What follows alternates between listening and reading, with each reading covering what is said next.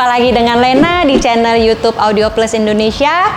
Nah, teman-teman, mungkin ingat pada tahun 2020 di awal pandemi, dunia otomotif dikejutkan dengan tampilnya Porsche Cayman yang pertama kali diperlihatkan pada ajang modifikasi terbesar di Indonesia IMX 2020. Setelah event IMX tersebut, Porsche berwarna merah ini kembali viral dengan short movie berjudul Crazy Fast Indonesia. Dan tidak berhenti sampai di situ, pada pertengahan tahun 2021, Porsche ini kembali membuat heboh dengan penampilan sequel short movie-nya yang kedua yaitu Crazy Fast Indonesia Part 2. Mungkin teman-teman sudah tidak asing lagi dengan Porsche CRK ini yang di belakang saya. Ini yang di belakang saya. Oke, sekarang kita akan berbincang-bincang dengan sosok pemilik dari mobil Porsche yang fenomenal ini dengan Mas Carok. Mas Carok, apa kabar? Baik, Mbak Lena, apa kabar Mbak Lena? Baik, sehat. Terima kasih Mas, terima kasih waktunya ya Mas. Udah mau luangin waktunya nih buat kita-kita ini untuk sama-sama Mbak Lena dan tim. Untuk kita berdiskusi, untuk kita mau tahu nih tentang si fenomenal Porsche ini Mas. Ya. Nah, Mas, aku mau nanya, kira-kira nih Mas, inspirasi apa sih yang sampai membuat Mas mau memodifikasi mobil fenomenal ini Mas? Coba boleh diceritakan nggak Mas? Nah, Mbak Lena, sebelumnya inget nggak mobil yang ada di dalam permainan game Need for Speed? Tahu game Need for Speed kan? Tahu banget Mas. Nah, jadi dari kecil itu saya punya cita-cita suatu saat nanti kalau udah besar, saya tuh pengen banget merealisasikan game kecintaan saya untuk direalisasikan di kehidupan nyata.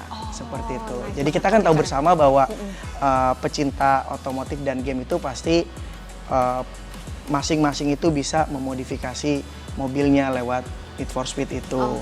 Dan saat ini gue pengen banget bukan hanya merealisasikan mobil tersebut ke dunia nyata, tetapi pengen membawa misi yang cukup mulia juga untuk membawa Indonesian Automotive to the next level. Wow, aku mau kasih applause dulu nih Mas, keren banget sih Mas. Misinya itu loh Mas, keren banget sih. Jadi kenapa Mbak Lena? Karena saya yakin dan percaya bahwa kemampuan modifikasi dan para modifikator tanah air itu tidak kalah dengan modifikator luar negeri gitu.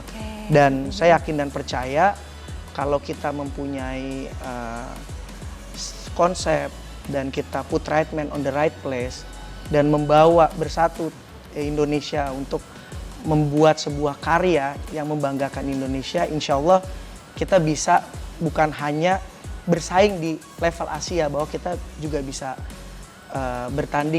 berbicara di level dunia. Oke, tadi aku dengar konsep nih Mas. Mas Carok udah sebutkan konsep. Boleh aku tahu Mas, konsep dari mobil ini apa ya Mas? Nah, basically gini, ada 3 hal yang mendasari modifikasi dari Porsche RK ini. Yang pertama, yang pasti sebuah nilai modifikasi itu harus menyangkut beberapa faktor dan beberapa aspek, baik itu dari mesin, bodi, audio, interior, kaki-kaki, hingga sampai ke bentuk body kit luar. Itu yang pertama. Terus kemudian saya mempunyai sebuah konsep bahwa ini adalah kolaborasinya para insan modifikator terbaik tanah air.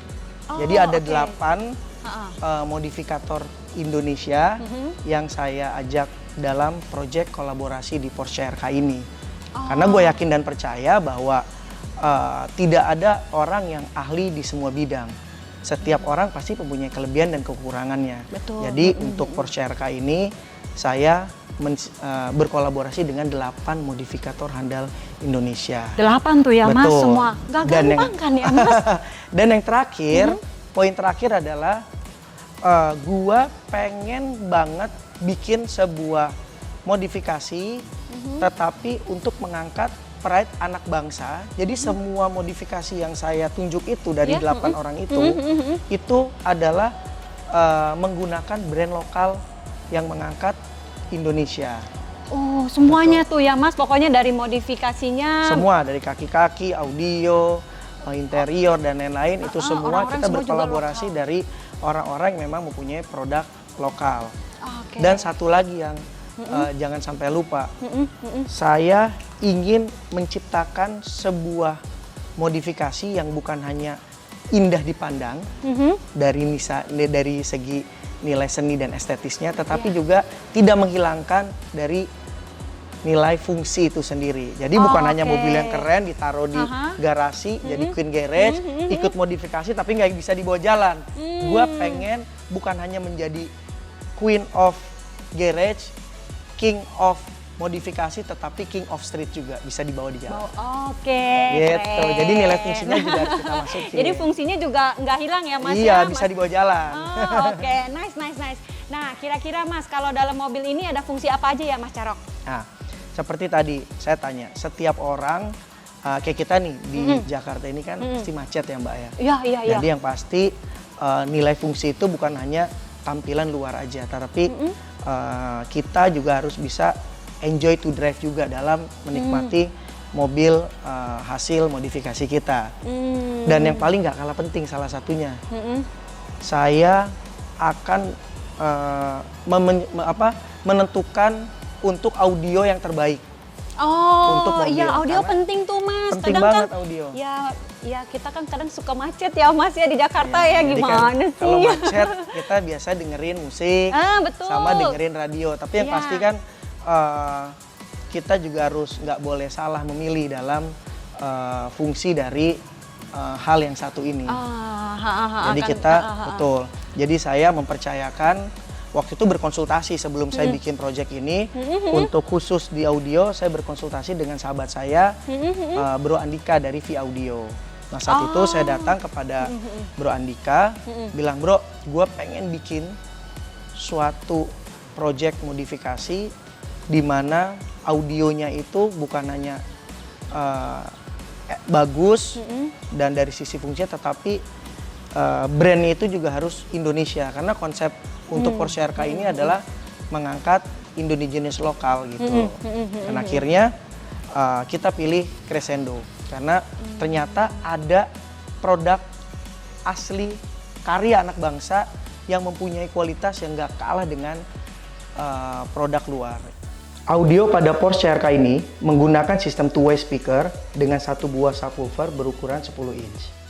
Dan untuk mendukung kedua perangkat tersebut, ditambahkan dua buah amplifier, yaitu 4 channel Crescendo Revolution 5A4 dan monoblock Crescendo Evolution 1A1. Sedangkan sebagai otak dari sistem audio ini, kita menggunakan Digital Signal Processor atau yang biasa disebut DSP, Crescendo Evolution 9 DSP. Mas Carok, butuh berapa lama sih untuk membangun Porsche CRK ini Mas? Nah, untuk mobil Porsche RK ini saya bangun membutuhkan waktu 1 tahun 2 bulan. Wow, lama banget Mas, 1 tahun 2 bulan.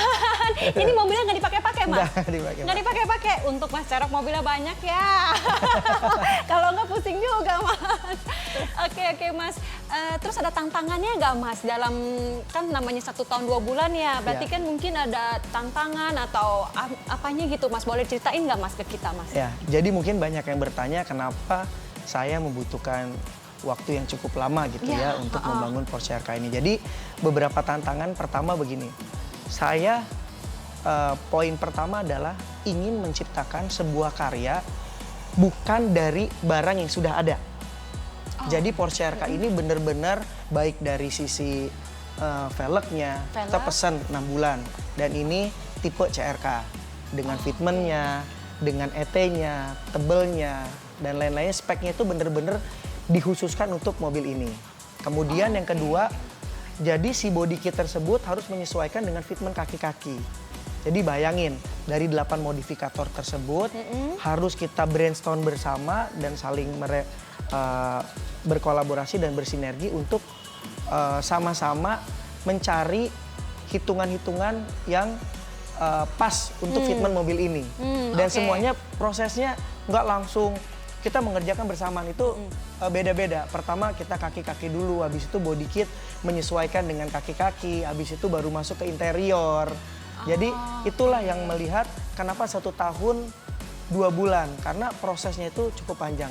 Dan yang paling challenging lagi adalah ini adalah prototipe dari Karma Body Kit yang pertama untuk versi yang ketiga. Kan versi pertama itu Karma Body Kit karya anak bangsa Kiki Nugraha, itu kita tahu adalah FT86. Terus kemudian yang keduanya dia juga mengeluarkan versi Lamborghini Aventador. Nah yang ketiga ini adalah varian dari Porsche. Porsche ini adalah prototipe pertama untuk Cayman 001 Karma Body Kit. Sehingga challenging-nya di situ, Mbak. Ketika kita bikin sesuatu hal yang prototipe kan pasti ya membutuhkan waktu, hitung-hitungan dan riset development-nya lebih. Jasnya tuh bener-bener deh ya Mas ya, jadi bener harus sempurna pokoknya ya Mas. Ya, jadi kayak kita lihat di sini, jadi dari mulai kita bisa ngeliat bahwa fitment-nya di sini tuh kan detail banget gitu ya. Benar-benar. Kita lihat di Cakep sini. ya Mas ya bempernya. Bempernya apa nah fendernya? Fendernya, body kitnya pas gitu loh. Terus kita lihat juga fitment dari depannya juga, dan tidak ada satupun dari mobil ini yang dipertahankan. Itu cuman body dan mesinnya aja. Tetapi body secara 80% kita bener-bener rubah seperti itu. Jadi bener tampilannya semua dari depan sampai belakang sampai interiornya semuanya seperti dirubah ya Mas ya. kalau kita lihat di sini kita bisa melihat dari sisi interiornya. Jadi penggunaan ini semuanya sudah dirubah dari interior. Door trimnya semua dirubah Door trimnya juga. dirubah. Jadi kita pakai nappa leather dikombinasikan dengan karbon. Dan semuanya sudah tidak mempertahankan yang aslinya sudah tidak originalnya ada. udah tidak ada, Kita semuanya yang ganti. memang didesain khusus untuk Mas Betul, Carok. betul. Untuk dari sisi tempat duduknya juga kita menggunakan Recaro Special Edition Sportster dengan tipe ini, dan ini juga mesennya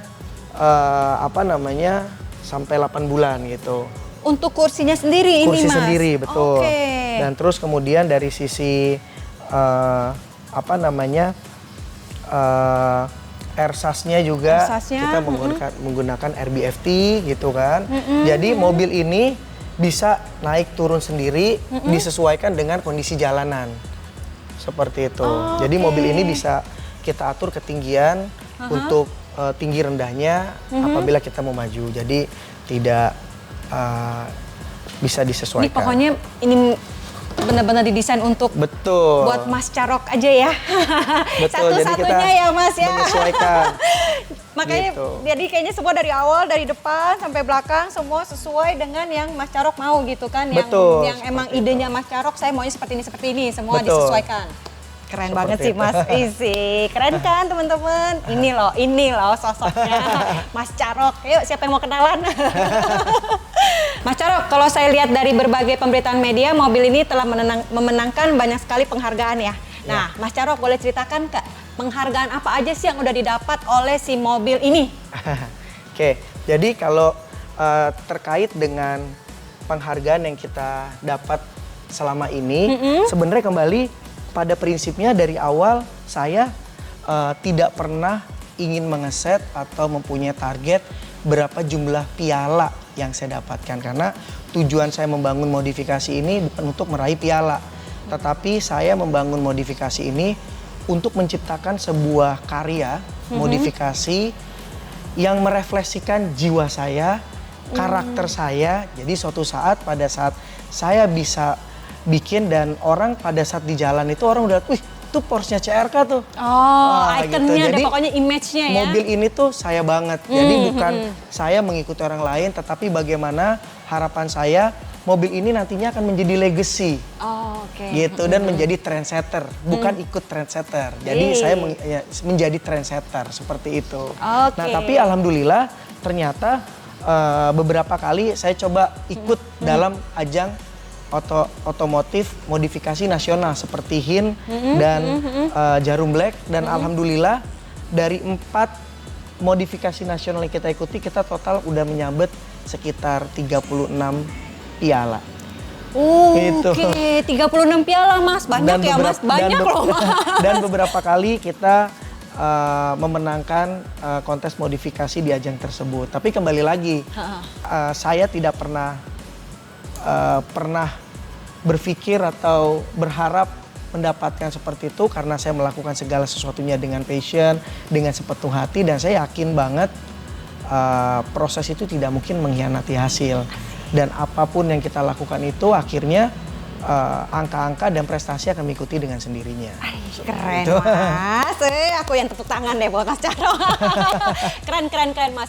Jadi modifikasi hasil karya anak bangsa ini ternyata telah mendapatkan berbagai penghargaan ya Mas. Kemudian saya juga pernah denger nih Mas, saya bukan pernah denger sih, tapi saya tahu Mas, mobil CRK ini Mas pernah diliput oleh Speed Hunter, Iya. betul kan Mas ya? Betul. Nah oke Mas, gimana tuh Mas? Wih rasanya pasti bangga banget ya kita anak Indonesia ya Mas ya, mobilnya Porsche-nya ini bisa sampai diliput oleh media luar negeri Mas, apalagi medianya media ternama banget ya Mas ya.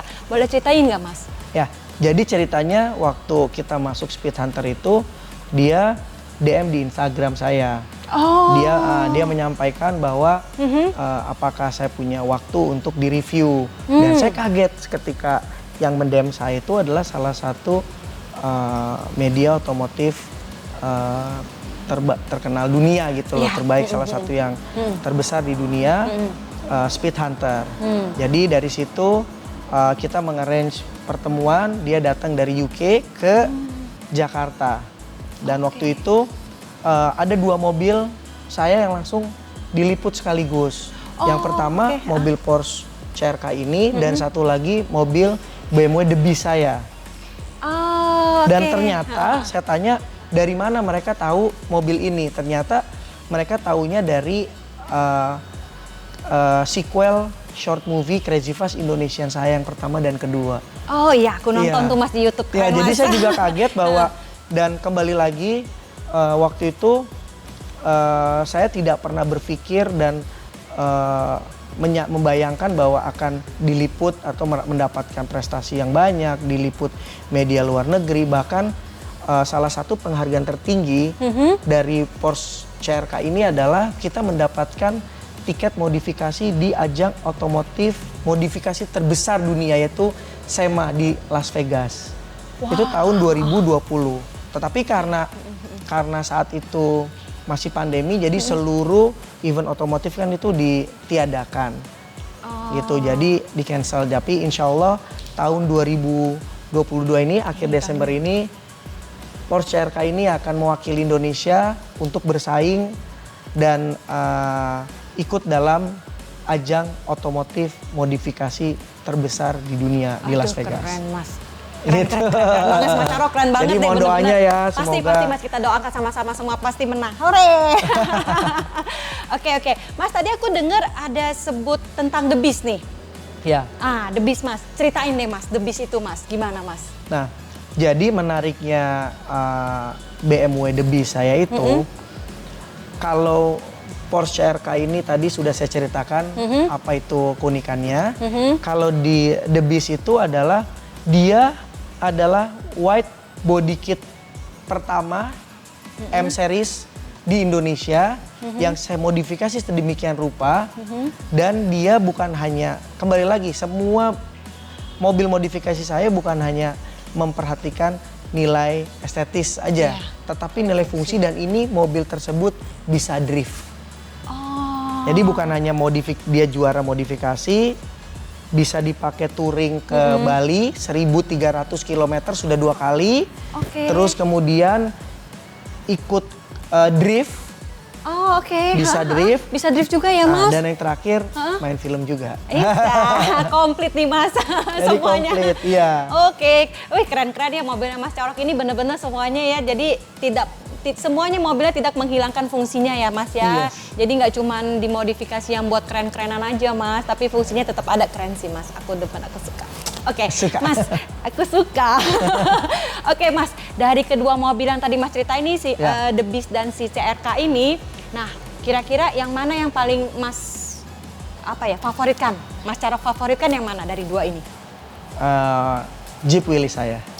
Jeep Willys Mas? Yes. Aku kira ini. Oke Mas, ada apa sih Mas dengan Jeep Willys ini Mas? Ceritain lagi dong. Nah jadi gini, mungkin banyak yang bertanya dan membanding-bandingkan, mana sih bagusan Porsche CRK ini yang dibangun dengan satu tahun dengan 8 modifikasi, atau The Beast yang kemarin viral di sequel Crazy Fast Indonesian 2 bisa ngedrift white body kit pertama. Tetapi menurut saya yang paling saya banggakan itu adalah Jeep Willys tahun 1958 saya. Jadi Jeep Willys itu memiliki nilai historical yang sangat luar biasa. Jadi ceritanya dulu suatu saat orang tua saya itu punya impian, karena basically keluarga saya bukan dari keluarga berada. Jadi papa punya suatu impian, suatu saat papa pengen deh punya mobil Jeep gitu, yang setir kiri Jeep Willys, dan itu kan 4-wheel drive. Dan kita tahu mobil itu sangat rare, dan itu kan mobil yang digunakan pada saat Perang Dunia Kedua gitu. Jadi pada saat itu saya punya impian, suatu saat gue pengen banget merealisasikan impian bokap untuk bikin modifikasi mobil Jeep Willys. Dan alhamdulillah itu terrealisasi. Terrealisasi ya Mas, dari tadi suka game, inspirasinya di... Dan itu susah, itu berbeda. Modifikasi untuk Jeep Willys berbeda dengan modifikasi untuk Porsche RK atau The Beast. Kenapa? Karena kita mencari parts modifikasi yang sudah lama tidak ada, dan sering saya carinya itu di luar negeri, bukan dari sini gitu loh. Jadi effortnya itu bukan hanya mencari parts yang ada, tetapi bagaimana menghidupkan mobil yang sudah lama, partsnya sudah tidak ada.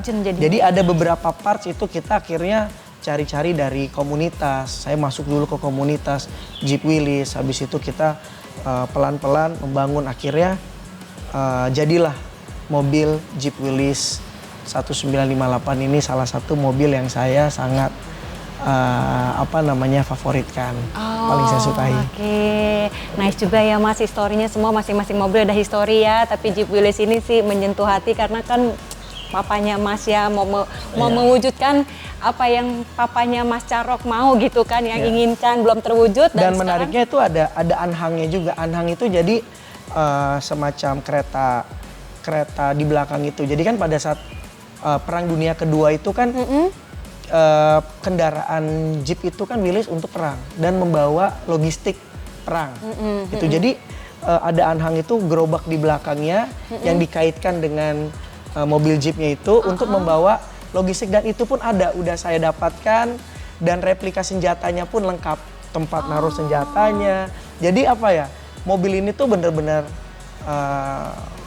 menarik karena mempunyai nilai historical yang kita jadi suatu saat kepada anak cucu nanti bahwa ini dulu zaman perang tuh kayak gini. Dan menariknya lagi, si bannya itu juga terdiri dari 2 peleknya, kalau dicopot ban luarnya itu dia bisa berjalan di atas rel kereta.